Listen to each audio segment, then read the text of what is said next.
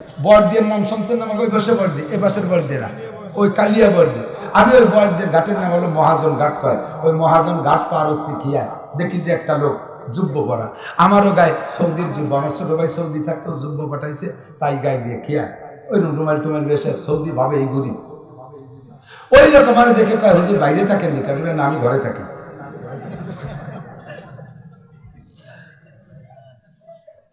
আপনি কোন জায়গায় থাকেন? আমি ঘরেও তাইনি, বাইরেও তাইনি। কি ঘটনা কি আমরা যুবক আমি সৌদি টৌদি মধ্যপ্রাচ্য থাকে, কয় যে হুজুর 10 বছর সৌদি থেকে আসছি, এর মাস 2 হলো বাড়ি, এখন ফিরে আবার চলে যাব। আমি বললাম শেষ মাত্র আরো ধরেন 25 বছর আগে। আমি বললাম যে তো শেষ মতো টাকা দাম ছিল, তো কেমন কি কামাই টামাই করলেন? কয় হুজুর 10 বছরে 10 লক্ষ টাকা। তাতে বাংলাদেশে সেই আমলে 10 বছরে 20 বিঘে জমি কিনা যায় 10 লাখ টাকা দিয়ে। সে যে এলাকার মানুষ 20 বিঘে জমি কিনতে পারে 10 লাখ টাকা।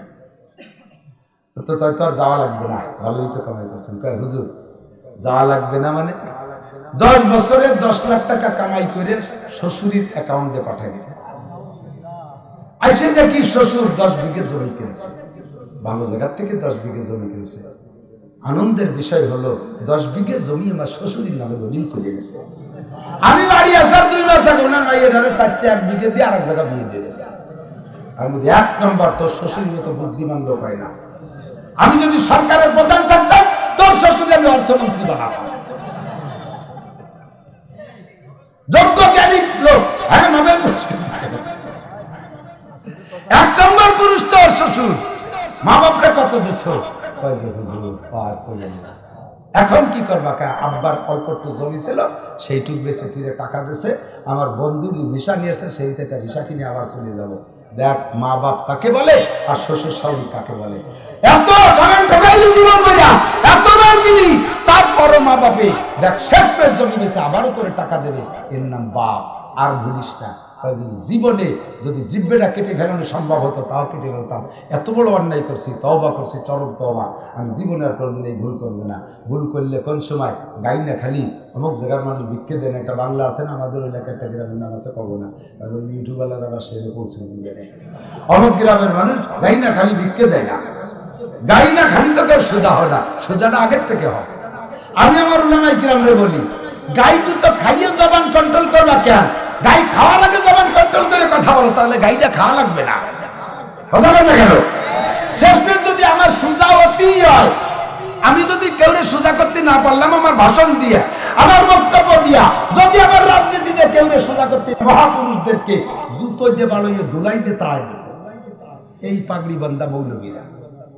কি দিয়ে কি করলো টের পাও? খালি মুখ দিয়ে বাড়ি করা পড়ো, একেবারে আসমান ভাইতে জমি নিন বাবা, এক রাস্তাটাকে খাল বানাবা, লাঠির মধ্যে মুগুর পারবা, সিলতি পারো না নোমার, যা পারবা তাই বলবা। জবান কন্ট্রোল করে কথা বললে কোনো সমস্যা নেই। কথাটা ঠিক মোহাব্বতের সাথে কায়দা করিয়া জুতো দিয়ে বাড়ি হবো, মায়ের খাবে আর হাসবে, মায়ের খাবে আর হাসবে। দিশে না পাইয়া ভাইজান করলেও গালে গালি মনে করে, তারপরে অ্যাটাক করে। ঠিক না? বুঝে শুনে কাজ করতে হবে। আল্লাহু আকবার। তাহলে চলে যাই দোস্ত, আব্বার চাইতে বড় মহব্বতের কেউ নাই। মুআনাকায় সর্বপ্রথম বুকের সাথে কারে জড়ায় ধরবা। তবে আব্বা, তবে সন্তান, তুমি যখন সাবালেগ হয়ে যাবা, তুমি যখন সাবালেগ হয়ে যাবা, মায়ের সাথে তোমার মুআনাকা করা লাগবে না। সাবালেগ হওয়ার পরে মায়ের সাথে কোলাকুলি করবা না। সাবালেগ হওয়ার পরে শিয়ানা বোনের সাথে তুমি কোলাকুলি করবা না। এরপরে কোনো মহিলার সাথে নয়।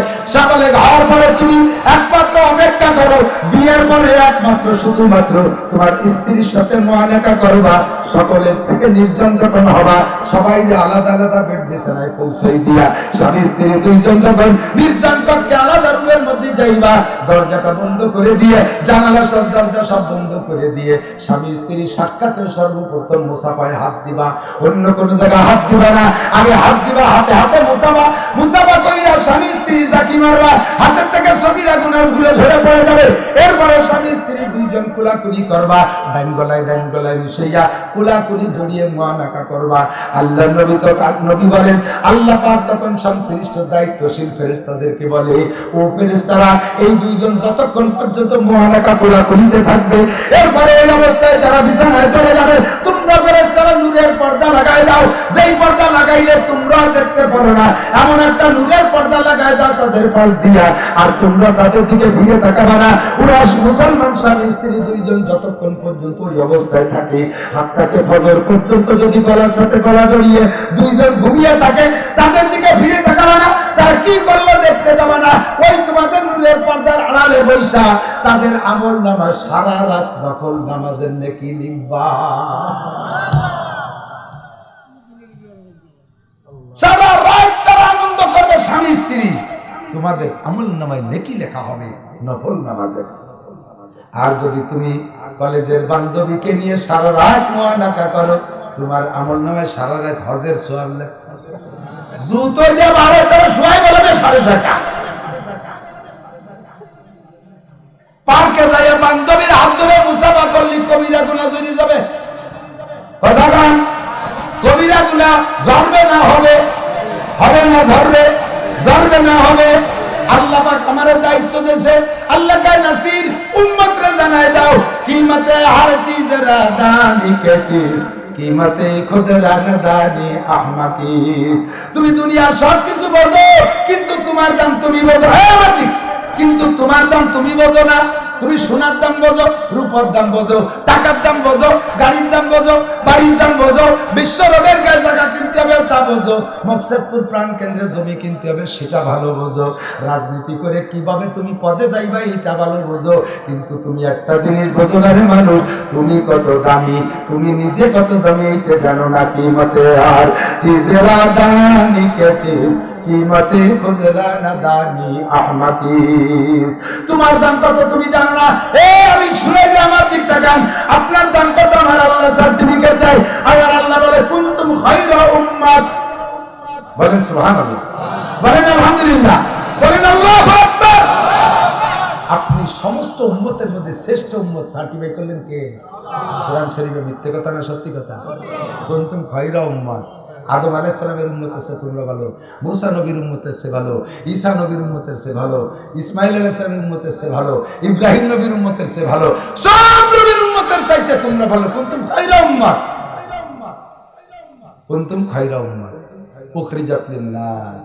গোটা মানব জাতির মধ্যে থেকে রূহের জগতে বসাইয়া আল্লাহ পাক আমাদেরকে আলাদা করে বাছাই করে এক সাইড করে রাখছে। এ কটার আগে পাঠানো যাবে না, এ কটার পরে পাঠাতে হবে। এটা দামি ফাইনাল খেলা হবে এগিয়ে দিয়ে। এই কোনো যদি 16 টিম 32 টিমের খেলাধুলা হচ্ছে না ইদানিং, সেদিন দেখলাম যে সারা রাত ঘুরে এই খেলা চলতেছে ওই পাশে কাশিয়ারির ভিতরে। অবশ্যই আমরা মনে রাত 2টার দিকে আছি, ওই সময় বিরত হবে। কি ব্যাপার যে তাহাজ্জুদ পড়তে গেছে শেষমেশ এই 16 টিম 32 টিমরে বাছাই করতে করতে ফাইনালে যায় কয় টিম? 2 টিম না, ফাইনালে যায় 2 টিম। কি পুরস্কৃত হয়? হ্যাঁ, 2 টিম পুরস্কৃত। একটা হয় ফার্স্ট পুরস্কার, একটা সেকেন্ড পুরস্কার। ফার্স্ট হয় এক দল, 2 দল ফার্স্ট হয় না। ড্র হয়ে গেলে আবারও কৌশল করে টাইম বাড়াই দিয়ে আবার খেলা দেয়। এক দলে জিতেতি সব নবীর উম্মত খেলতে খেলতে চলে গেছে। আপনারা ফাইনাল খেলায় গোল্ডেন এ প্লাস, আপনারা 1 নাম্বার, আপনারা 1 নাম্বার, আপনারা সবচেয়ে শ্রেষ্ঠ উম্মত। বলেন আলহামদুলিল্লাহ। কাজ আছে, পদ পাইছেন, মেডেল পাইছেন। এই মাননীয় সেনা প্রধান বর্তমানে যিনি হয়েছেন, যোগ্যতা দক্ষতা দেখে, তার সর্বকিছু দেখে মাননীয় প্রধানমন্ত্রী প্রেসিডেন্ট তাকে প্রধান সেনা প্রধানের দায়িত্ব পদক করাই দিয়েছে। আমাদের আইজিপি পুলিশের প্রধান যিনি, তাকেও আরেকজনকে রিটায়ার্ডের পরে, বেনজির সাহেব রিটায়ার্ডের পরে নতুন আরেকজনের দেশে তার যোগ্যতা দক্ষতা দেখে। এইভাবে একটা দলের প্রধান হয় না, প্রধান বিচারপতি যাকে বানাইছে তার যোগ্যতা দক্ষতা দেখে। এখন এই পদকগুলো পাইয়া, এই প্রাধান্য মেডেল পাইয়া উনি খুশিতে যাইয়া বাড়ি যাইয়া 3 মাস ঘুমাই রয়েছে, অফিসে আসে না। আত্মীয় স্বজনের বাড়ি ঘুরে ঘুরে দেখাচ্ছে। দেখেন দেখেন, এগুলো দেখছেন কোনোদিন? দেখেন এই দেন কি দিচ্ছে, দেখছেন এই দেন কি দিচ্ছে। এই দেখাই বেড়াইছে 6 মাস পর্যন্ত অফিসে আসে না। তোমার চাকরি থাকবে, কোন থাকবে? আপনাকে আমাকে সবচেয়ে ভালো উন্নত আল্লাহ কেন বললেন? আল্লাহ কয় তা'মুরুনা বিল মা'রুফ ওয়া তানহাউনা আনিল মুনকার। দুনিয়া কাজ যদি করো তাহলে তোমার এই সিল মিলগুলো এগুলো থাকবে, তোমার পদকগুলো থাকবে, তোমার র্যাঙ্কগুলো থাকবে। কাজ করতে হবে 2টা, জোর হলো না কয়টা? রাজি আছে কে কে? অনেকে হাত উঠেন। দুইটা কাজ করতে হবে। রাজি কে কে? আল্লাহর কিরে ভয় নাই, আমি এই হাত উঠে আসাচ্ছি না, আমি ওয়াজি করবো, টাকা হয়ে গেছে। যেই মাঠে মিজানুর রহমান ফরিদি চাষ দেয় ও মাঠে আর শশার জন্য ফসল তো দূরই কথা, মাটিও থাকে না। আমি আর চস্তি যাচ্ছি না। মাশাআল্লাহ, আল্লাহ কবুল করেন। আমি ওয়াজি করে চলে যাব। দুইটা কাজ করলে আপনার সেনা প্রধানের পদ ঠিক থাকবে, আইজিপির পদ ঠিক থাকবে, প্রধান বিচারপতির পদ ঠিক থাকবে। দুইটা কাজ করলে বিশ্বের শ্রেষ্ঠ উম্মতের পদ আপনার ঠিক থাকবে। রাজি তো ইনশাআল্লাহ? একেবারে ইজি, একেবারে ইজি। একটা হলো তা'মুরুনা বিল মারুফ, যে কাজগুলো বোঝেন যে আল্লাহ আল্লাহ রাসূল ভালো বলে বলছে, ওই কাজগুলো যে কটা জানেন আরেকজনকে বলবেন। এর নাম হলো সৎ কাজের আদেশ। সৎ কাজের করা যাবে না? বিড়ি খাওয়া সৎ কাজ, একজনকে বলবেন যে আমিও খাই তুমিও খাও। গাঁজা, ইয়াবা, ফেন্সিডিল, হিরোইন সৎ কাজ, তুমিও খাও, আরো বেশি কিনে মানুষে খাওয়াবা, সৎ কাজ। জেনা করা সৎ কাজ, নিজেও করেন, আরো 2-5 জনের তশকিল করলেন, গাছ করে একেবারে জামাত ধরে নিয়ে গেলে চলে গেলেন কোনো পার্কে অথবা কুয়াকাটা চলে, সৎ কাজ না অসৎ কাজ? টেলিভিশনে স্টার জলসা, জি বাংলা দেখা, এটা সৎ না অসৎ? সৎ না অসৎ? মোবাইলের ফাংশনের ভিতরে কোথায় কোন নোংরামি আছে এটা আপনি জানেন, আপনার সমসাথীরা জানে না। ওদেরকে বসে বসে আসরের পরে প্র্যাকটিস করার, বুঝতে এখানে তাবদিল এটা আসে, ওখানে তাবদিল ওটা আসে, এগুলো যা করলেন সৎ কাজ। আপনি ওই পরবর্তীতে একের পর এক যত মানুষ এই গুনার কাজগুলো শিখবে, প্রথম নেতা আপনি, আপনি উস্তাদ, কিয়ামত পর্যন্ত সিলসিলা জারি থাকবে, আর সকলের গুনার আপনার আমলনামা জমা হতে থাকবে। ঘুষ খাইতে জানে না এক পুলিশ, অন্য পুলিশরা শিখিয়ে দিয়েছে দোস্ত এই সিস্টেমে খাইতে হয়। ওই লোকটা ঘুষ খাওয়া শিখে আরো যত মানুষরা শিখবে, সমস্ত ঘুষ খাওয়ার গুনাহ প্রথম পুলিশের আমলনামায় জমা হবে। টোন মারতে হয়, মন মারতে হয়, রাস্তা মারতে হয়, খাল মারতে হয়, বিজিএফ কার্ড মেরে খাতে হয়, পঙ্গু ভাতা বেশি খাওয়া যায়, বিধবা ভাতাতে ঘুষ খাওয়া যায়, পয়সা খাওয়া যায়। এইটা জানা ছিল না। এক চেয়ারম্যান আমল নিয়ে আইছে, এরপরে বাকি চেয়ারম্যানদেরকে প্রশিক্ষণ দিয়েছে, যত চেয়ারম্যানরা আকাম করবে প্রথম চেয়ারম্যানের আমলনামায় জমা হবে। এগুলো সব অসৎ কাজ। এগুলো কি অসৎ কাজ? সৎ কাজগুলো 1 নম্বরে নামাজ, 1 নম্বরে জোর হলো না, তার চেয়ে আগের নাম্বার কলেমা, তার চেয়ে আগের নাম্বার কি? কলেমা। একটু পড়ে ফেলতে পারবেন? লা ইলাহা ইল্লাল্লাহ মুহাম্মাদুর রাসূলুল্লাহ, লা ইলাহা ইল্লাল্লাহ মুহাম্মাদুর রাসূলুল্লাহ।